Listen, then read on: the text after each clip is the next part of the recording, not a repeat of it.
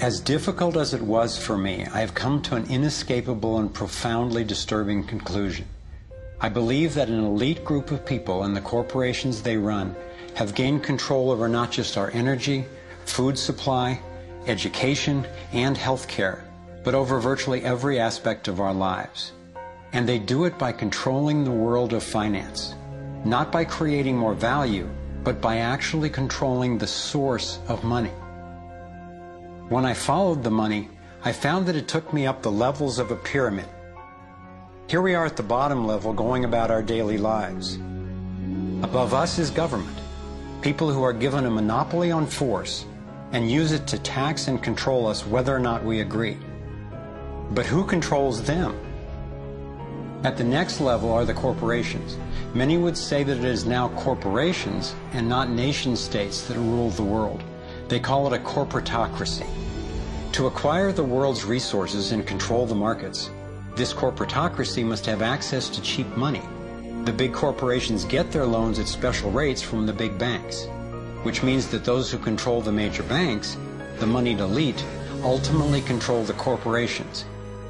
As I've followed the money, I've learned that almost everything I once believed about money is simply not true.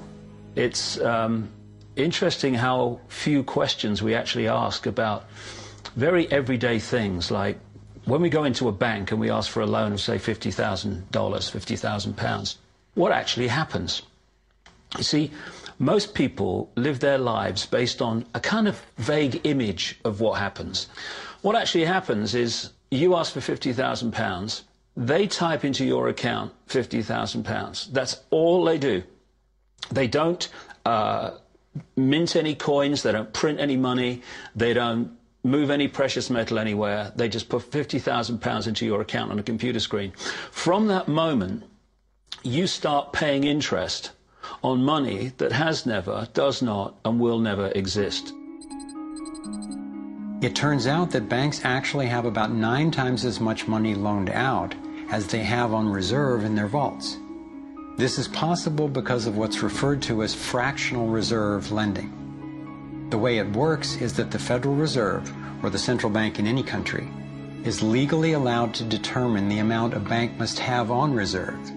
In the U.S., it's currently around 10%. So if you deposit $10,000 into the bank sets aside 10%, or $1,000, and then loans out the rest of your money.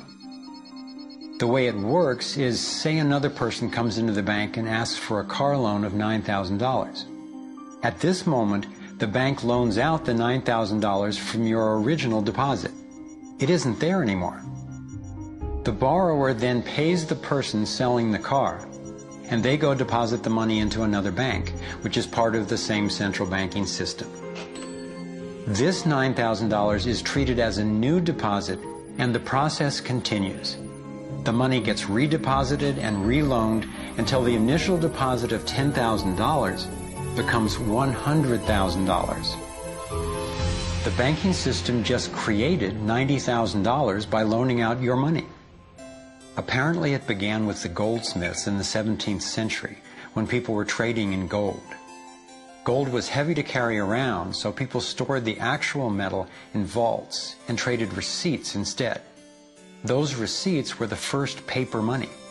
Since only a few people would withdraw their gold at any given time, the vault owners, basically the new bankers, began creating receipts for more metals than they actually held.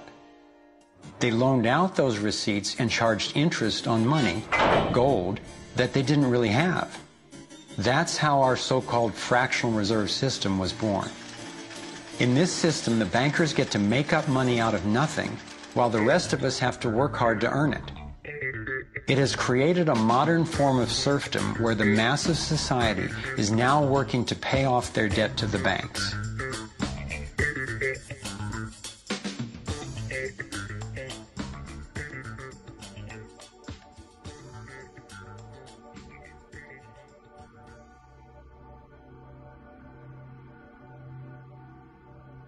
Under this fractional reserve scheme, we inevitably become debt slaves to a ruling class of financial elite, not because they are better or smarter than anyone else, but because they have rigged the system to benefit themselves at the expense of most people on the planet. Catherine Austin Fitts is an expert on this issue. She was an Assistant Secretary of Housing and Urban Development under President George Bush Sr., and then an advisor to the Clinton administration. Let's set up a game of Monopoly, and you want to buy Park Place. What I can continually do is just print money, give myself more money, lower the value of your money by printing more. No matter how hardworking you are or how successful you are, I can always end up buying you for free. So how come if you or I make up money, it's called counterfeiting, but if the banks do it, it's increasing the money supply? How did the banks get this power? This is Jekyll Island, where in 1910, representatives from the Rockefellers, Rothschilds, Morgans, and other private bankers gathered secretly to draft the legislation that would create the Federal Reserve. Ed Griffin literally wrote the book on what happened at Jekyll Island. Central banks are banking cartels which have gone into partnership with the respective governments in the countries where they operate. And they've been given monopolistic power over the creation of the nation's money supply.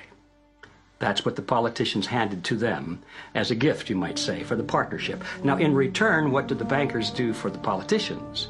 They promised to create money out of nothing, now that they've got this legal power to do it anytime the government needs it. And since 2008, we've witnessed the greatest fake money printing run in recorded history. This financial sleight of hand disguises the costs, hides who's to blame, and leaves us as debt slaves working to pay off the bill.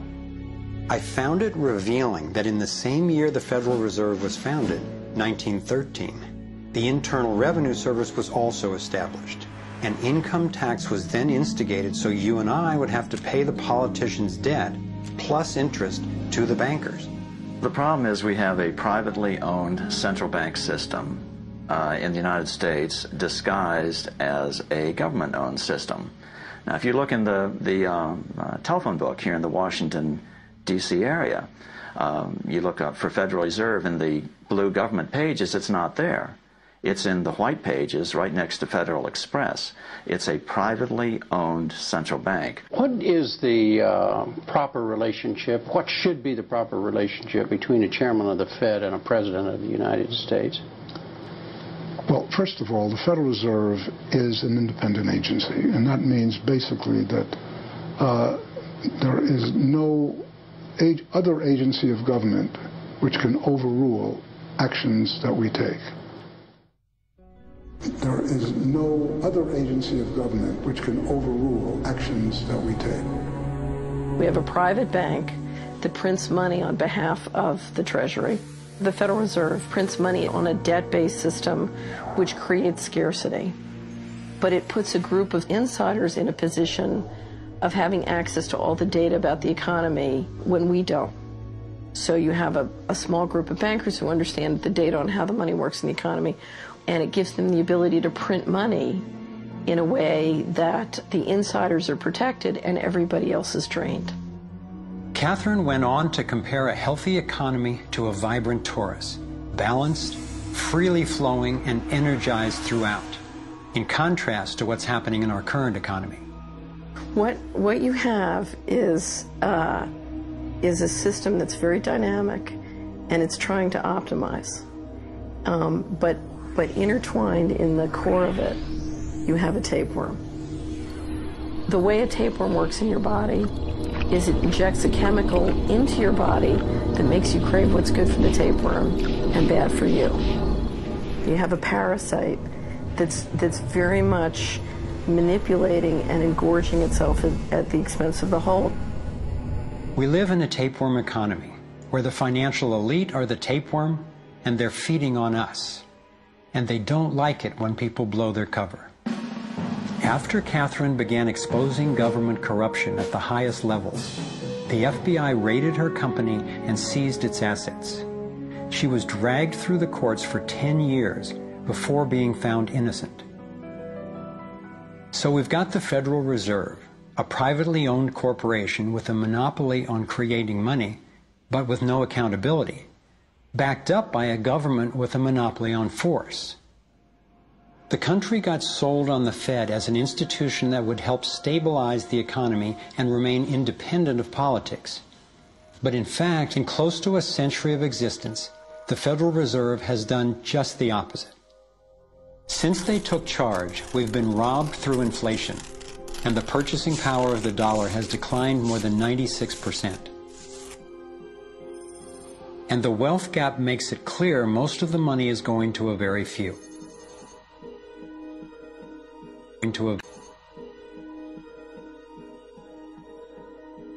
Only 16 years after the Federal Reserve was in power, America experienced the Great Depression. My research revealed that before the big crash in 1929, the elite bankers pulled their money out of the stock market. After the crash, they used that money to buy up cheap stocks and smaller failing banks for pennies on the dollar. Among the bankers who consolidated their wealth this way were the Rothschilds, Rockefellers, and Morgans. A similar scenario played out in the 2008 financial collapse, with the same bankers benefiting. In the years leading up to the collapse, the biggest banks, including Bank of America, Citigroup, and Chase, controlled by the Rothschilds, Rockefellers, and Morgans, were bundling and trading bad loans that they knew would eventually fail. It's like putting rotten oranges in a box and selling them as grade AAA. The bundlers of the debt knew it was only a matter of time before someone would open that box and see that the content was worthless, since they were the ones who packed the boxes in the first place. When the rotten oranges, what we hear about as unsound loans, derivatives, and credit default swaps, were finally discovered, everyone was impacted. People lost their homes, their jobs, their businesses, and their retirements. Meanwhile, the biggest banks who created the problem in the first place were the ones who got bailed out. Why's that? Why would the Federal Reserve give trillions to the banks, even though the majority of Americans were against bailing them out? And why not help those most in need rather than the perpetrators of the financial collapse?